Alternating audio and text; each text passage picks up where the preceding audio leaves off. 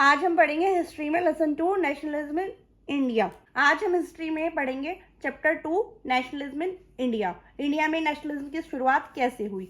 India में nationalism की शुरुआत एंटी कॉलोनियल मूवमेंट से जुड़ी हुई थी। जो मॉडर्न नेशनलिज्म था वो कनेक्टेड था एंटी कॉलोनियल मूवमेंट से, यानी कि अंग्रेजों को भगाने के लिए छोटे छोटे मूवमेंट हो रहे थे, वो उनसे नेशनलिज्म कनेक्टेड था। In the struggle against colonialism, people began discovering them unity. जब वो लोग अंग्रेजों के खिलाफ यानी कि कॉलोनियलिज्म सिस्टम के अगेंस्ट स्ट्रगल कर रहे थे तो उन लोगों ने आपस में धीरे धीरे यूनिटी, आपस में एक साथ यूनिटी यानी कि एक होना स्टार्ट कर दिया था। एक्सपीरियंसेस वर वेरिड, सब लोगों के एक्सपीरियंस अलग अलग थे। Effort of Mahatma Gandhi to join people within one movement, Mahatma Gandhi ने एफर्ट किए कि लोगों को, जो जितने भी लोग हैं सबको ज्वाइन करके एक मूवमेंट किया जाए। फर्स्ट वर्ल्ड वॉर, खिलाफत and non cooperation. The first world war created a new economic and political situation. जो पहला वर्ल्ड वॉर हुआ था उसकी वजह से एक नई इकोनॉमिक और पॉलिटिकल सिचुएशन क्रिएट हो गई थी। क्या सिचुएशन क्रिएट हुई थी? Huge defence expenditure which was financed by war loans and increasing taxes. लोगों के ऊपर डिफेंस का खर्चा बढ़ गया था। डिफेंस यानी कि सेना के लिए जो खर्चा होता था वो लोगों के ऊपर बढ़ गया था। युद्ध लड़ने के लिए वॉर लॉन्स लिए गए थे और लोगों पर टैक्स बढ़ा दिया गया था। Increase in the price of goods during war period, war period के टाइम जो भी सामान थे उनके प्राइस बढ़ा दिए गए थे। Forced recruitment in army from rural areas, rural area से फोर्स रिक्रूटमेंट हो रहा था। फोर्स रिक्रूटमेंट क्या होता है? लोगों को बिना उनकी मर्जी के जबरदस्ती आर्मी में भर्ती किया जाता था और उनको फर्स्ट वर्ल्ड वॉर लड़ने के लिए भेजा जाता था। Crops failure leading to the shortage of crops, फसलें जो थी वो बहुत कम होते जा रही थी। क्यों? क्योंकि फसलें बर्बाद बहुत ज्यादा हो रही थी। रूरल एरिया से लोगों को सेना में भर्ती कर दिया जाता था तो लेबर कम होती जा रही थी, जिसकी वजह से क्रॉप्स प्रॉपर नहीं हो पा रही थी। स्प्रेड ऑफ इन्फ्लुएंजा एपिडेमिक, जैसे भी हमारे यहाँ पे पीछे कोरोना एपिडेमिक हुआ था उस टाइम पे इन्फ्लुएंजा की एपिडेमिक बहुत तेजी से फैल रहा था और फेमाइन यानी कि अकाल बहुत ज्यादा बढ़ गया था। तो महात्मा गांधी ने सत्याग्रह का आइडिया दिया।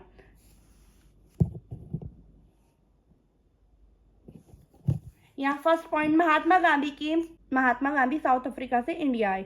उन्होंने एक नया मोड ऑफ स्ट्रगल दिया और उसका क्या नाम दिया?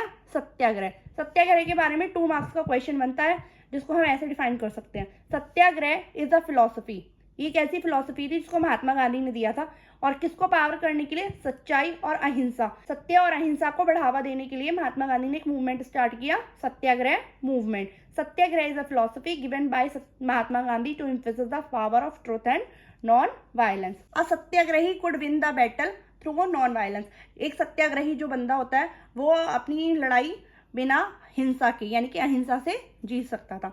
1915 में वो महात्मा गांधी इंडिया आए। 1917 में वो बिहार के चंपारण में गए। 1917 में वो खेड़ा गए और खेड़ा कहाँ पे लोकेटेड है? गुजरात में। और 1918 में वो अहमदाबाद गए।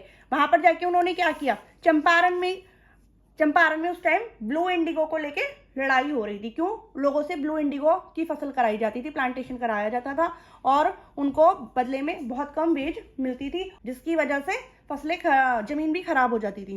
उन्होंने पीजेंट को इंस्पायर किया स्ट्रगल करने के लिए कि आप लोग स्ट्रगल करो, किसके against? Oppressive plantation system. Okay, फिर वो खेड़ा गए। उन्होंने खेड़ा के किसानों को भी सपोर्ट किया। क्यों सपोर्ट किया? क्योंकि उनको परफेक्ट यानी कि सही वेजेस यानी कि सही वेतन नहीं मिल पाता था। उस टाइम वहां पर प्लेग एपिडेमिक भी फैला हुआ था और क्रॉप भी वहां पर खराब होती जा रही थी। तो उन्होंने खेड़ा के किसानों को भी सपोर्ट किया। खेड़ा के बाद फिर वो गए अहमदाबाद। अहमदाबाद में उन्होंने मिल वर्कर्स को सपोर्ट किया, यानी कि मिल वर्कर्स को, मिल ऑनर्स जो थे उनके अगेंस्ट सपोर्ट किया कि आप लोग सत्याग्रह करो जिससे कि आप लोगों को सही आपको वेतन मिल सके। तो ये उन्होंने 3 एक्सपेरिमेंट किए सत्याग्रह को प्रॉपर स्टार्ट करने से पहले। उन्होंने 3 एक्सपेरिमेंट किए थे जिससे कि पता चले कि इसका क्या असर रहेगा। इन तीनों इंसिडेंट में ही वो उनके सक्सेसफुल इंसिडेंट बन गए। फिर आया रॉलेट एक्ट जो कि 1919 में आया। रॉलेट एक्ट में क्या हुआ? इसने गवर्नमेंट को बहुत ज़्यादा पावरफुल कर दिया था। इस एक्ट ने गवर्नमेंट को बहुत ज़्यादा पावरफुल कर दिया था क्योंकि उस टाइम छोटे छोटे पॉलिटिकल एक्टिविटीज हो रही थी गवर्नमेंट के अगेंस्ट, छोटे छोटे मूवमेंट हो रहे थे, तो इससे गवर्नमेंट को पावर मिल गई वो पॉलिटिकल एक्टिविटीज को रिप्रेस यानी कि दबा सके। It also allowed detention of political prisoner. इसमें जो पॉलिटिकल प्रिजनर थे उनको डिटेंट यानी कि जेल में डाल दिया जाता था 2 ईयर्स के लिए, और उनके ऊपर कोई ट्रायल भी नहीं अलाउ होता था। मतलब 2 साल तक उनको बिना ट्रायल के जेल में डाल दिया जाता था, 2 साल बाद उनको ट्रायल के लिए परमिशन मिलती थी। तो ये एक ऐसा रूल था जिसके अगेंस्ट पॉलिटिकल जो लीडर्स थे उन्होंने अपोज करना स्टार्ट किया। पब्लिक ने कैसे अपोज करा? पब्लिक ने सत्याग्रह का सहारा लेके किस तरह से अपोज किया?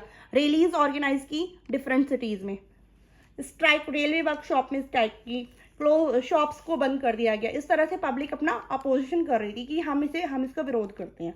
गवर्नमेंट ने क्या किया? जब उन्होंने देखा कि लोग ऐसे ऐसे बढ़ते जा रहे हैं तो गवर्नमेंट ने मार्शल लॉ लगा दिया था। गवर्नमेंट ने मार्शल लॉ लगा दिया। ब्रिटिश एडमिनिस्ट्रेशन ने डिसाइड किया कि जो नेशनलिस्ट हैं उनको क्लैंप डाउन किया जाएगा, और उस टाइम जनरल डायर को कमांड दे दी गई कि आप इन पॉलिटिकल लीडर्स को रोको। उसके बाद जलियांवाला बाग हत्याकांड हुआ जो कि 13 अप्रैल 1919 में हुआ। क्या हुआ था जलियांवाला बाग में? एक लार्ज क्राउड गैदर्ड हुई। कहाँ पे गैदर्ड हुई? इन क्लोज ग्राउंड में, जिसकी सिर्फ एक एग्जिट था। 3 एग्जिट थे, 2 एग्जिट ऑलरेडी पहले से बंद थे बिल्डिंग से, और ये एक ही एग्जिट बचा था जो कि जलियांवाला बाग में क्राउड गैदर्ड हुई। कुछ लोग तो गवर्नमेंट के रिप्रेसिव मेजर के लिए प्रोटेस्ट करने आए थे, लेकिन वो साइलेंस यानी कि पीसफुली प्रोटेस्ट करने आए थे, सत्याग्रही रूपी प्रोटेस्ट करने आए थे। Others had come to attend annual Baisakhi fair, और कुछ लोग जो थे वो सालाना बैसाखी जो मेला लगता था उसको अटेंड करने के लिए आए थे। डायर एरिया में घुसा, उसने एग्जिट पॉइंट को ब्लॉक कर दिया। Dyer enter the area, block the exit point and open fire on the crowd and killing 100। उसने क्या किया? एग्जिट पॉइंट बंद कर दिए, लोगों पे गोलियां चलवाई और हजारों सैकड़ों लोग मारे गए। उसका मोटिव क्या था? लोगों में दहशत फैल जाए, टेरर एंड ऑ की भावना आ जाए। इसका क्या रिजल्ट हुआ जलियांवाला बाग का? जब जलियांवाला बाग के बारे में लोगों को पता चला तो उन्होंने अपना विरोध करना शुरू कर दिया, स्ट्राइक करनी शुरू कर दी, पुलिस के साथ क्लैश होने लग गए लोगों के, और उन्होंने गवर्नमेंट बिल्डिंग को पर अटैक करना स्टार्ट कर दिया, जिससे कि हम इस बात का विरोध करें। क्योंकि जलियांवाला बाग में जो लोग मारे गए थे उनमें वुमेन, चिल्ड्रन, ओल्ड सिटीजन भी थे। ये एक मर्डर ही था जिनको बहुत ब्रूटली मार दिया गया था। गवर्नमेंट ने इस अपोज को रोकने के लिए एक्शन लेने शुरू कर दिए। अब की बार जो गवर्नमेंट ने एक्शन लिए वो बहुत ब्रूटली एक्शन लिए, बहुत ही ज्यादा टफ उनके रिएक्शन और क्रूल रिएक्शंस हो गए थे। Satyagrahi were forced to rub their nose on ground, crawl on street. जो सत्याग्रही लोग थे उनको सड़क पे अपनी नाक रगड़नी पड़ती थी, उनको स्ट्रीट में क्रॉल यानी कि जैसे छोटे बच्चे क्रॉल करते ना, इस तरह से चलाया जाता था। उन्हें हर एक साहिब को सैल्यूट करना पड़ता था। पीपल्स वर फ्लॉग्ड एंड गांवों में बॉम्बिंग की जाती थी। इस सब वायलेंस को देख के महात्मा गांधी ने मूवमेंट को कॉल्ड ऑफ यानी कि बंद करने का ऐलान कर दिया था। सत्याग्रह मूवमेंट की लिमिटेशन क्या थी कि वो केवल सिटीज और टाउन्स तक था, वो विलेजेस में नहीं पहुंचा था। सत्याग्रह मूवमेंट जो था वो सिटीज और टाउन्स तक ही लिमिटेड था, वो अभी भी विलेजेस में नहीं पहुंचा था। तो उसके लिए फिर उन्होंने सोचा कि एक ऐसा मूवमेंट किया जाए जो ब्रॉड हो, यानी कि पूरे इंडिया में हो। इस तरह के मूवमेंट करने का डिसीजन लिया गया। एक बड़ा ब्रॉड मूवमेंट करने के लिए सारी कम्युनिटीज को एक करना पड़ा, हिंदूज और मुस्लिम्स को साथ में आना पड़ा। जब फर्स्ट वर्ल्ड वॉर एंड हुआ, first world war ended with defeat of Ottoman Turkey.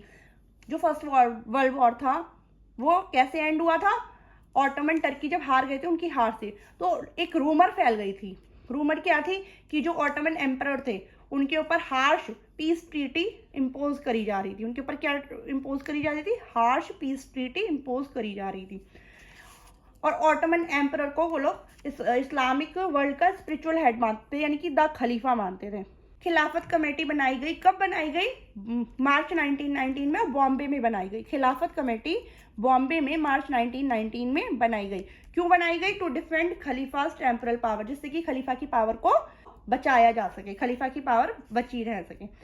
Leaders of खिलाफत कमेटी मोहम्मद अली एंड शौकत अली। उन लोगों ने महात्मा गांधी के साथ डिस्कस किया कि हिंदू और मुस्लिम को यूनिफाइड यानी कि यूनिट एक साथ एकजुट किया जाए। उन्होंने क्या डिस्कस किया? मोहम्मद अली और शौकत अली कौन है? लीडर्स ऑफ खिलाफत कमेटी। लीडर्स ऑफ खिलाफत कमेटी के मोहम्मद अली एंड शौकत अली ने डिस्कस किया महात्मा गांधी के साथ कि हिंदूज और मुस्लिम्स को यूनिफाई यानी कि एक किया जाए।